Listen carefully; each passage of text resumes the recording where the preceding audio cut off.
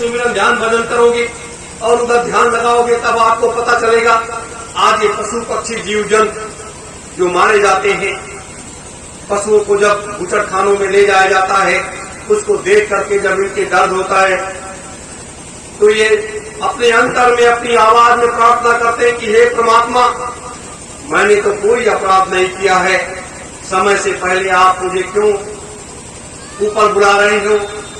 तो परमात्मा कहता है कि ये जिस देश में तुमने जन्म लिया है वो राजा तुम्हारे साथ ऐसा कर रहा है, इस पाप का भागी राजा है। और परमात्मा उस पशु के कष्ट को हर लेता है, दूर कर देता है और वो जीवात्मा वो अपने वहां चली जाती है और वहां से उसे मनुष्य की ओर में भेज दिया जाता है, क्योंकि उसके बाद उसे मनुष्य के रूप में यहाँ भेज दिया जाता है। तो इस तरीके से ये क्रम, इतना बड़ा पाप किसी युग में नहीं हुआ जितना बड़ा पाप इस पृथ्वी पर इस समय हो रहा है। ये पृथ्वी पाप से बोझिल हो गई है। जब आप साधना करने बैठो और अपने ध्यान को नीचे लगाओ और नीचे लगाने के बाद अपने केंद्रों को, अपने नेत्रों को इस पृथ्वी की तरफ देखो और देखने के बाद इसमें से धीरे धीरे एक आवाज सुनाई देगी आपको। ये पृथ्वी पाप से बोझिल होती जा रही है और ये चिल्लाती है कि हे पुत्र मुझे बचाओ, हे पुत्र मुझे बचाओ, हे परमात्मा मुझे बचाओ। तो इस पृथ्वी के दर्द को, इस पृथ्वी माँ जिसको माँ कहते हैं, इस पृथ्वी माता के दर्द को कौन सुनता है? कोई महात्मा सुन रहा हो, कोई सन्यासी सुन रहा हो, कोई सुन रहा है? कोई नहीं सुन रहा है मेरे धर्म प्रेमी गुरु भाई बहनों। तो इन सब के सारे कष्टों को दूर करने के लिए परम पूज्य स्वामी जी महाराज ने अपनी सारी संरचना, अपनी सारी तैयारी, अपनी सारी व्यवस्था को पूर्ण कर लिया है कि जिसका कोई कहा जाता है, जिसका कोई नहीं होता उसका तो भगवान होता है ना, उसका तो परमात्मा होता है। तो आज वो परमात्मा वो सारी व्यवस्थाओं को कर करके आ रहा है और इस सारी व्यवस्था को कर, सबके सारे कष्टों को दूर करने की तैयारी कर रहा है। मेरे धर्म प्रेमी गुरु भाई बहनों, तो यहाँ भेद नहीं है। हम किसी की निंदा बुराई नहीं करने आए, हम सबको सत्य के मार्ग पर उस तरफ चलने के लिए प्रेरणा देने आए कि मेरे धर्म प्रेमी गुरु भाई बहनों, मेरे देश के प्रेमियों, आप लोग इस सत्य के मार्ग की तरफ आगे बढ़ चलो।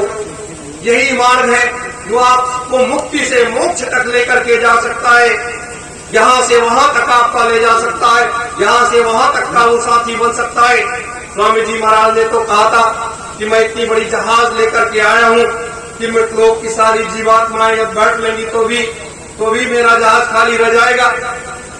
वो तो स्वामी जी महाराज के शब्द हैं, लेकिन हमारे सबके पास तो वो चीज नहीं है। लेकिन ये कि गुरु के श्री चरणों को पकड़ करके और उनसे प्रार्थना कर सकते हैं, हे प्रभु, हे गुरुदेव, हे महाप्रभु, आप इन जीवात्माओं को मुक्ति को दिलवा दीजिए, इनको अपने निधान को ले चलिए कि इन्होंने आपके लिए सब बहुत बड़ा काम किया है। मेरे धर्म प्रेमी गुरु भाई बहनों, आज जरूरत उन चीजों की है। ये मेरे दर्द को अगर आप लोग समझोगे तो आपके समझ में आएगा कि आज ऐसी बात तो कोई नहीं करता। कोई आया आज वो तो सारे लोगों की गणना कर गए, सतलोक, अनामी लोग, विष्णु लोग, ये लोग, वो लोग, वहां क्या है, वहां क्या है, वहां क्या है। हमने तो बता दिया। क्या आपने देखा है? जिसने बताया उसने भी नहीं देखा और जिसने सुना उसने भी नहीं देखा। लेकिन स्वामी जी महाराज ये बताने का अधिकार सिर्फ गुरु को है और किसी को यह अधिकार नहीं है। मेरे धर्म प्रेमी गुरु भाई बहनों, हमें जैसे हम अगर बताने लगे तो हमें आपको दिखाना पड़ेगा कि हाँ देखो ये चीज यहाँ पर है, ये चीज यहाँ पर है, ये चीज यहाँ पर है। मैं आपको एक चीज से दिखा सकता हूँ, सिद्धाश्रम का वो मार्ग, वो रास्ता, वो जगह जहाँ पर ऐसे महात्मा बैठ करके अपने कार्य की व्यवस्था में लगे हुए हैं। मेरे धर्म प्रेमी गुरु भाई बहनों, तो ये काम। लेकिन जब ये सतयुग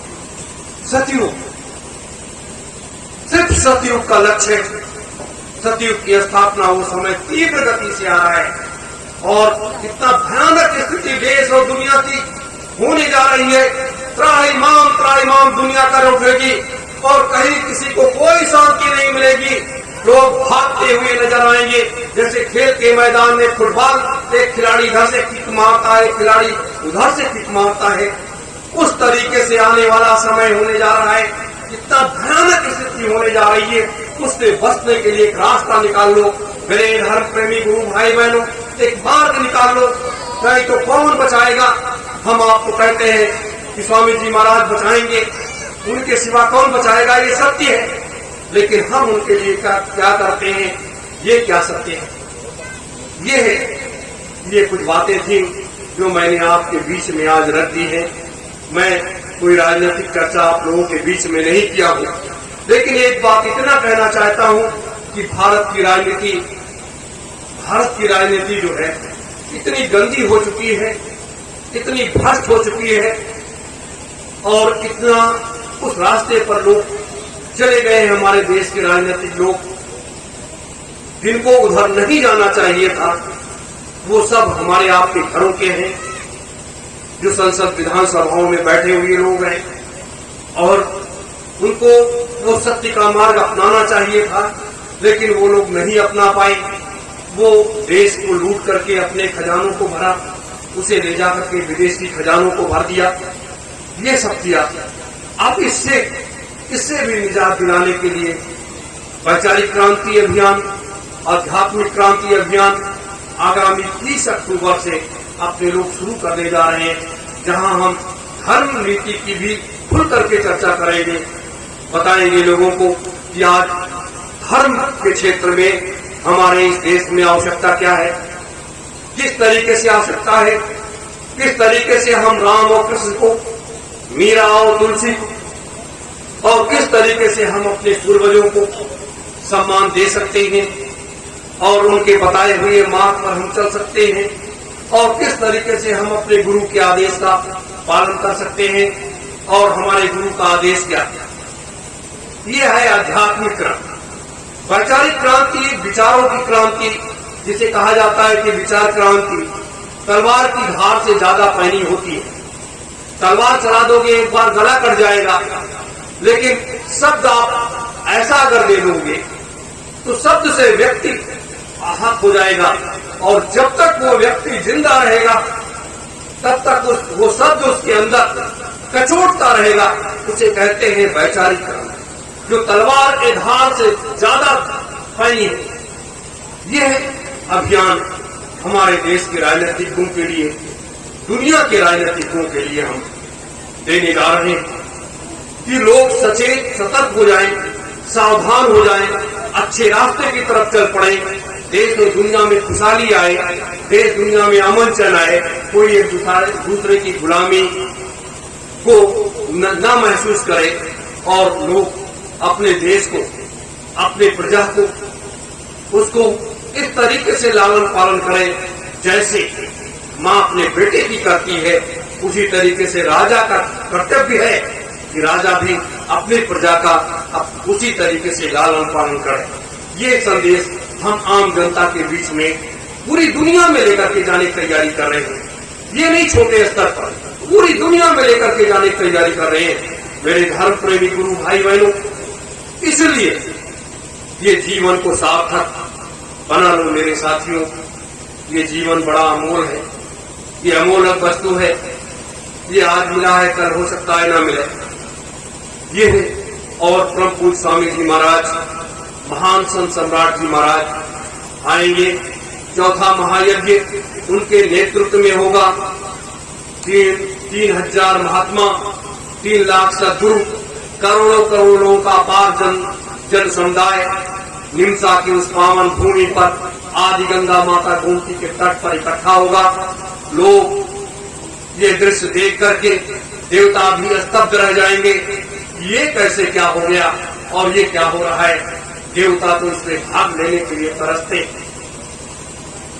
मेरे धर्म प्रेमी गुरु भाई बहनों, इसलिए आप सबों से मेरी प्रार्थना है कि आप लोग इस सत्य मार्ग की तरफ अपने कदम को आगे बढ़ाते चलिए और इस युग परिवर्तन की बेला में, सतयुग की स्थापना में सहभागी बनिए। बस इन्हीं शब्दों के साथ आप सभी धर्म प्रेमी गुरु भाई बहनों को, माताओं, बड़े बुजुर्गों, बच्चे बच्चियों को सादर सत्योम। जय गुरुदेव।